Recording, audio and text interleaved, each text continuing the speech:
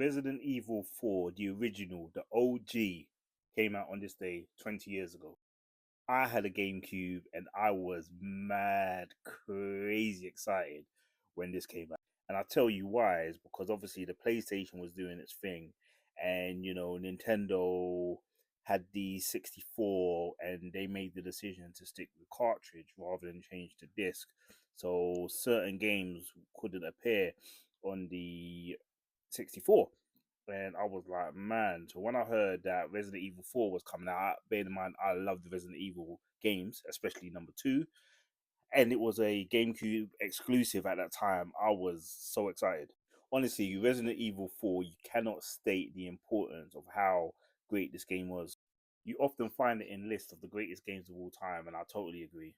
Resident Evil 4 is a masterpiece.